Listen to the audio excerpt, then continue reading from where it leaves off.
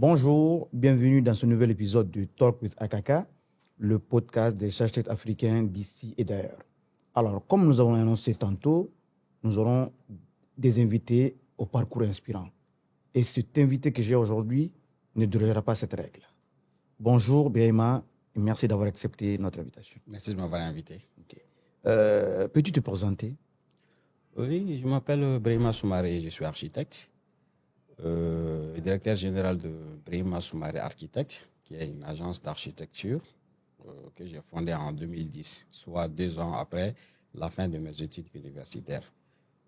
Pendant ces 2 années, j'ai eu à travailler aussi dans un certain nombre de cabinets d'architecture au Mali. Okay. J'ai aussi en un temps évolué en freelance, où j'ai collaboré aussi avec des grands cabinets sur de grands projets, notamment à travers des concours d'architecture. Mais l'agence en elle-même existe depuis 2010 et depuis près de 15 ans maintenant, l'aventure continue. Et cette aventure nous a quand même amenés au-delà des frontières du Mali, sur d'autres terres africaines, comme ici à Abidjan, en Côte d'Ivoire, aussi au Sénégal, les 2 Congos, la Mauritanie. Et Inch'Allah, dans les mois et les années à venir, nous serons aussi sur d'autres théâtres africains. Super, très intéressant, très intéressant. Alors aujourd'hui, nous allons développer une thématique pour moi qui est très, très riche, qui est l'architecture vernaculaire. Alors, selon toi, comment peux-tu définir l'architecture vernaculaire? Alors pour moi, l'architecture vernaculaire, c'est une architecture du terroir. Okay. En ce sens qu'elle englobe toutes les techniques constructives et les éléments architectoniques d'une aire géographique bien donnée, avec la population qui l'habite, avec sa culture, ses croyances culturelles, aussi sa mode d'appropriation de l'espace, ses systèmes de construction, notamment avec les matériaux locaux. Donc pour moi, c'est vraiment la définition la plus complète qu'on peut donner à l'architecture vernaculaire. Très bien, très bien. Et quelle est son importance dans nos jours, dans cette architecture contemporaine? Vous savez, à un moment donné de l'histoire même de l'architecture, il y a eu un mouvement qu'on appelait le mouvement moderne, qui avait des ténors comme Le Corbusier, à un moment donné qui avait jugé nécessaire de couper le pont avec le passé.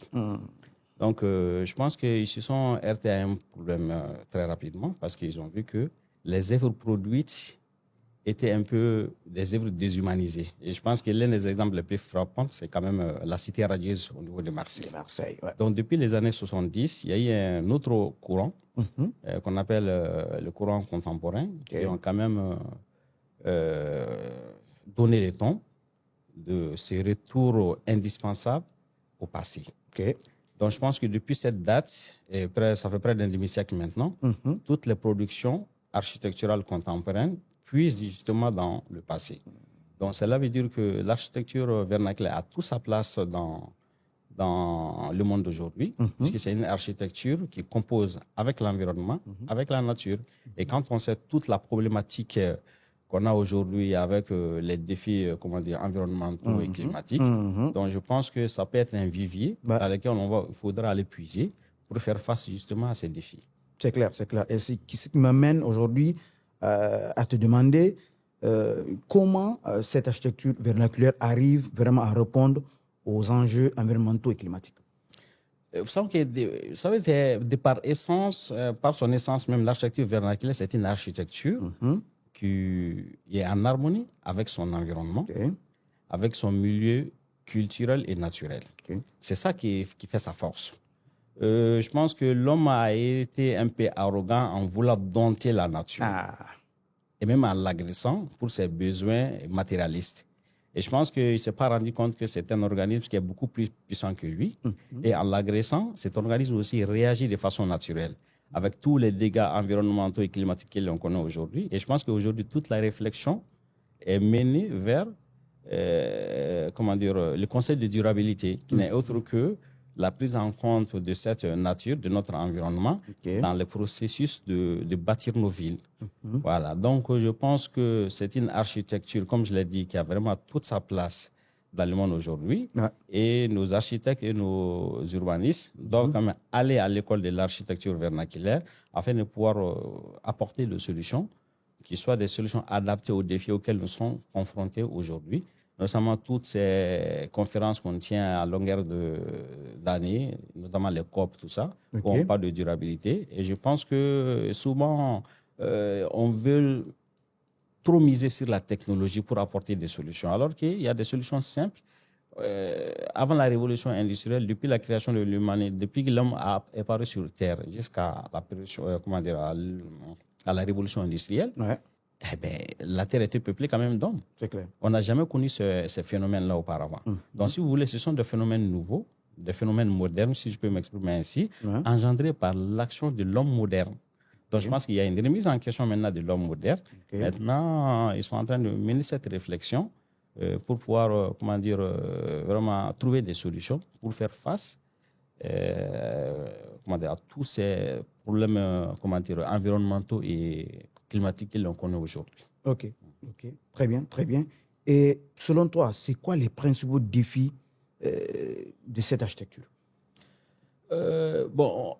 On parle peut-être de sa conservation. Je pense que les principaux défis, les défis sont nombreux. Je pense que l'un des défis les plus actuels, c'est vraiment la prolifération des conflits armés à travers le monde. Parce que vous savez, la guerre décime les hommes, mais elle détruit aussi les œuvres qui servent de repère pour la mémoire collective. Voilà, c'est ça. Donc, les exemples sont légion. On a vu les cas de la destruction des statues de Bouddha en Afghanistan avec les talibans. On a aussi vu la destruction de certaines mosquées, plusieurs fois circulaires en Irak, et même avec la prise de Palmyre par les terroristes, où il y a eu beaucoup de dégâts. Donc, je pense que ça, c'est vraiment le défi pour moi le plus important maintenant pour la conservation maintenant des constructions vernaculaires. Mais ajouter à cela, on peut aussi citer les phénomènes climatiques, tels que les séismes, les inondations.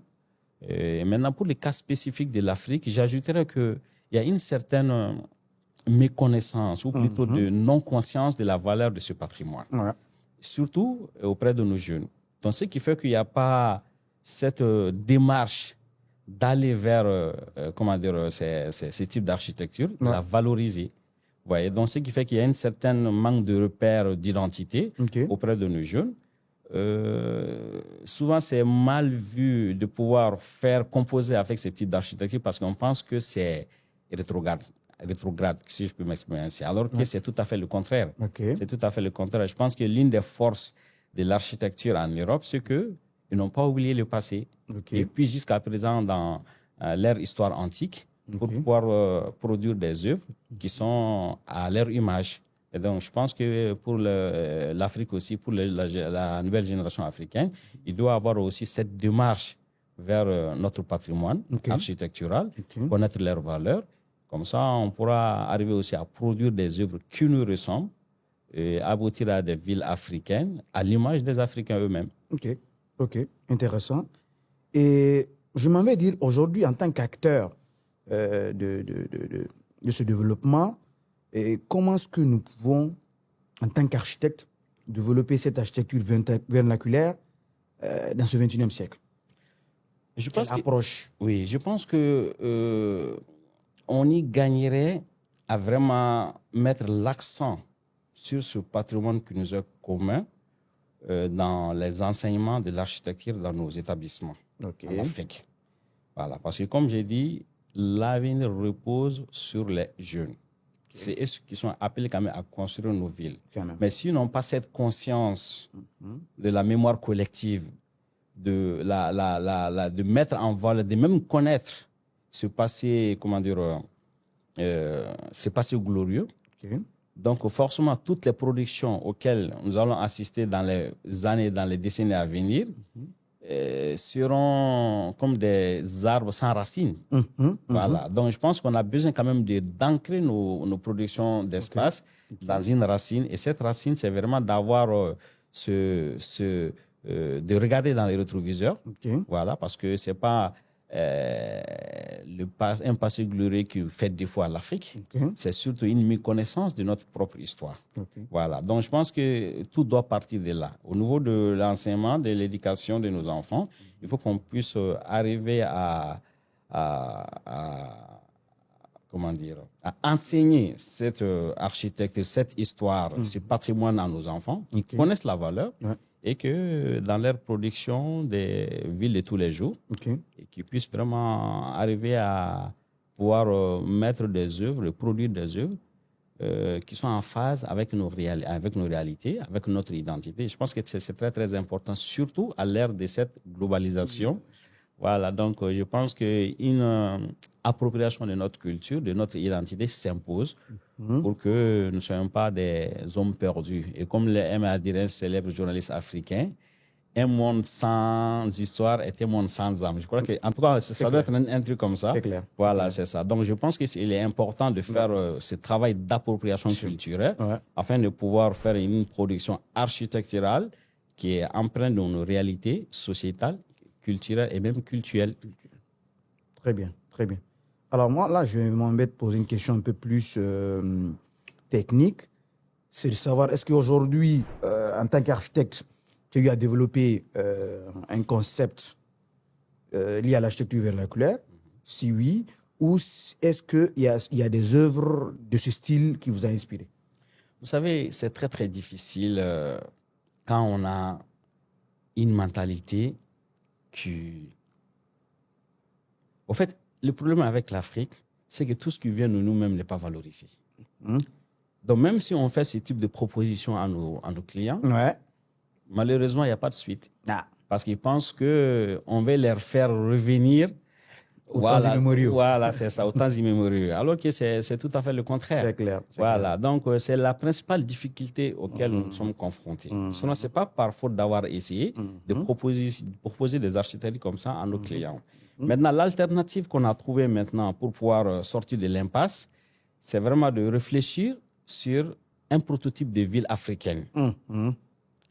Nous avons travaillé sur un prototype qu'on a conçu dans le cadre du Malikoura, dans la zone du Mandé, un peu vers Sibi, sur une surface plane d'à peu près 1000 hectares, où on a vraiment proposé un prototype de ville africaine avec des éléments forts du terroir, des éléments vraiment symboliques, des éléments de la culture locale qu'on a interprété à travers la formalisation de nos bâtiments, dans les modes d'agencement même des différents espaces, avec des vraies ambiances africaines, des éléments symboliques forts auxquels la population locale s'identifie.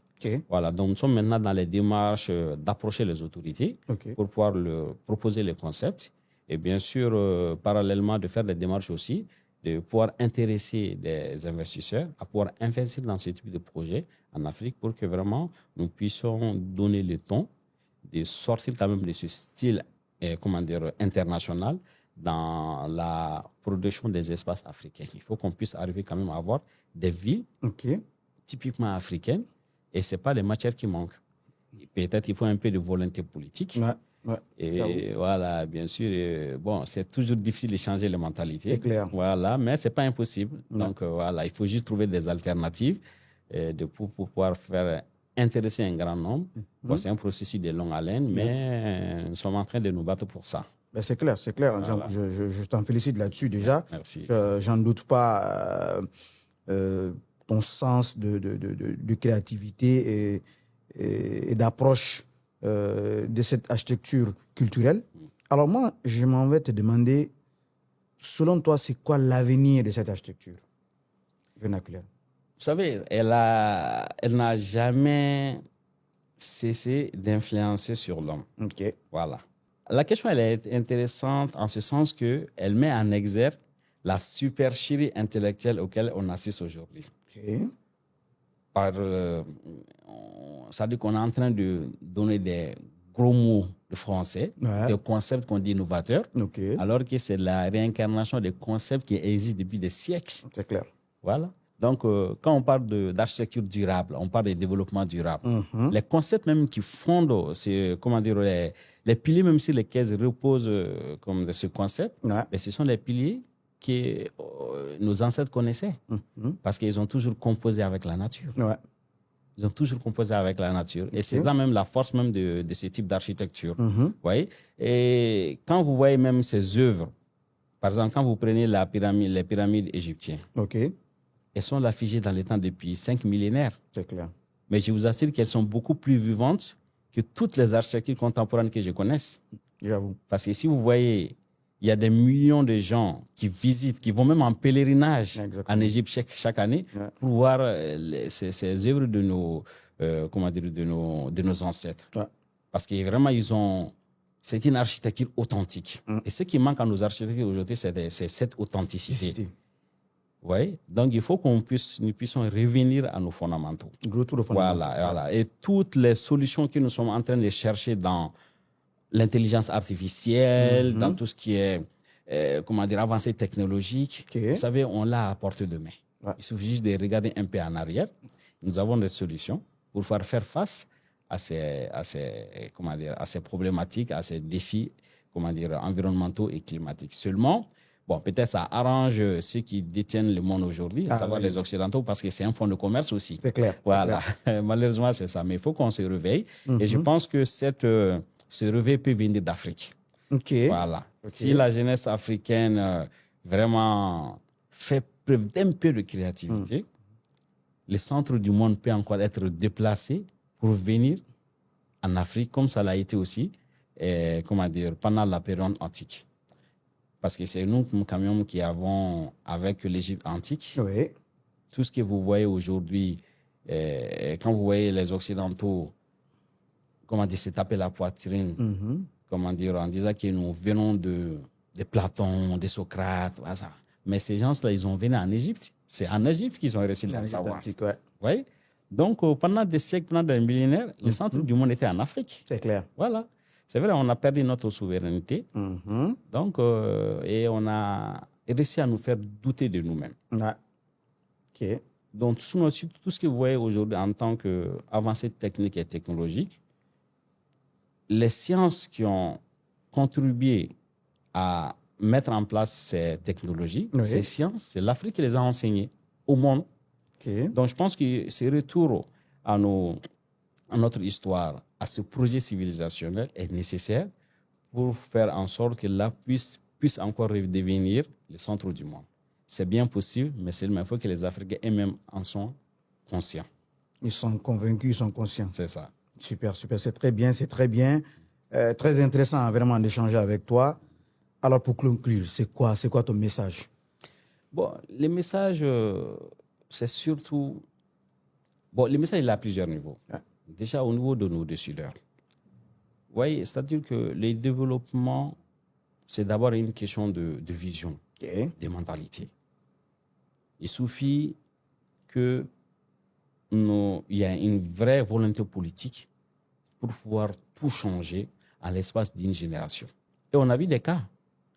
Quand vous prenez les pays du Golfe, il y a 30, 40 à 50 ans, c'était le désert. Il n'y avait rien du tout. Ça dit que c'était des chameaux, les moyens de déplacement. Il n'y avait rien, il n'y avait pas de route, il n'y avait rien. Mais il a quand même fallu la vision d'un homme, de quelques-uns, pour pouvoir tout changer. Et quand même, quand vous prenez les pays asiatiques, on disait que dans les années 60, au moment où les pays africains devenaient indépendants, ça veut dire qu'on était au même niveau de développement que ces pays. Mais ils ont repris leur destin en main, ils ont cru en eux-mêmes, il y a eu de la discipline, de la volonté politique, une vision éclairée, et voilà aujourd'hui. On connaît les résultats. Donc je pense que ça doit être la même chose chez nos hommes politiques. Au-delà de ça, il y a déjà un certain mouvement au niveau de la société civile. Parce que l'Africain de nature est très entreprenant. Heureusement, il y a beaucoup d'initiatives qui pullulent un peu partout, que ce soit en Afrique et même dans la diaspora, visant à faire sortir le continent de l'ornière. Et il y a vraiment des initiatives salutaires, mais elles restent encore marginales. Donc, s'il y a une volonté politique d'accompagnement de ces initiatives, je vous assure que d'ici 20-30 ans, on va avoir un changement considérable. Et je pense que les destins de nos pays sont liés. Aucun pays africain ne peut penser son avenir sans dans ses pays voisins. On doit avoir un destin commun. On doit pouvoir réfléchir à l'échelle continentale. Et puis, il y a qu'en Afrique, on n'a pas cette réflexion. Bien Parce que sûr. quand vous partez dans les pays arabes, quand vous partez, comment dire, partout dans le monde, on ne vous connaît pas en tant que Guinéen, ou Malien ou Ivoirien. Ouais, Comment on vous appelle? Des Africains. les Africains. C'est Voilà, clair. c'est ça. Donc, déjà, le monde nous a unis. Ouais. Mais bon, il faut que les Africains eux-mêmes puissent avoir cette démarche, comment dire, et avoir cette mentalité que nous avons les mêmes défis, nous sommes le même peuple et qu'il faut mettre en synergie toutes les actions, toutes les initiatives pour pouvoir faire de notre continent, comment dire, le berceau de civilisation qu'il a été. Et je pense que le monde entier aussi est unanime pour dire que l'Afrique est le berceau de la civilisation, des civilisations humaines.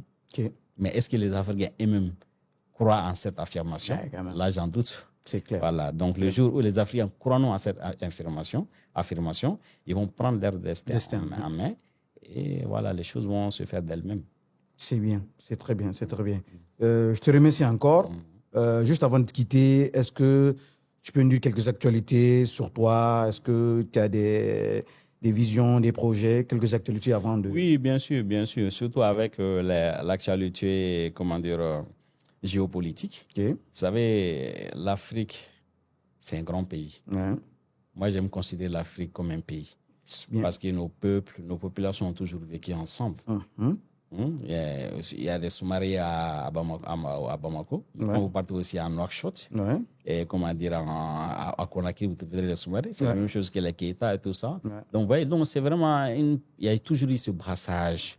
C'est un espace, comment dire, un grand espace. C'est vrai qu'il y a eu des vicissitudes de l'histoire avec le colonisateur qui a essayé de défaire ce tissu social. Ok. Mais qui a quand même formidablement bien résisté.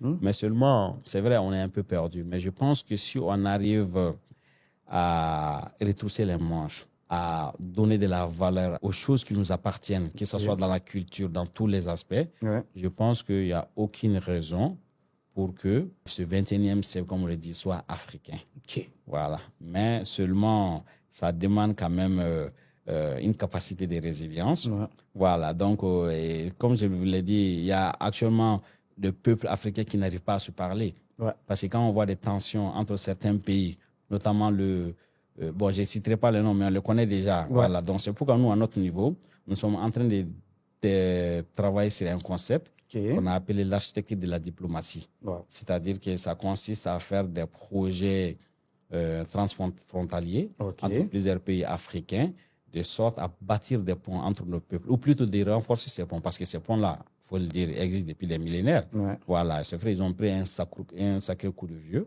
Ok. Voilà, donc ça demande à être restauré, et bien sûr, nous y travaillons.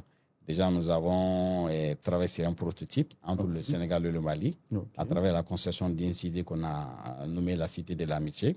Et c'était d'ailleurs sous l'impulsion de son Excellence, l'ancien ambassadeur du Sénégal au Mali, Alain Dieng, qui est actuellement en poste à Nouakchott, Ok. avec qui on avait travaillé sur ce projet. Ce projet même, on l'avait présenté aux autorités sénégalaises Ok. lors du Sahaba, le salon de l'habitat de l'année dernière, en 2023, quand ils sont venus au Mali. Ok. Et ils ont quand même donné un écho favorable. Ouais. Donc, je pense que dans l'ombre, nous sommes en train de travailler sur ce type de projet Super. pour pouvoir vraiment faire en sorte que l'Afrique puisse parler d'une même voix pour cet avenir radieux dont nous rêvons tous. Ouais. C'est très bien, c'est très bien. En tout cas, je t'en remercie encore.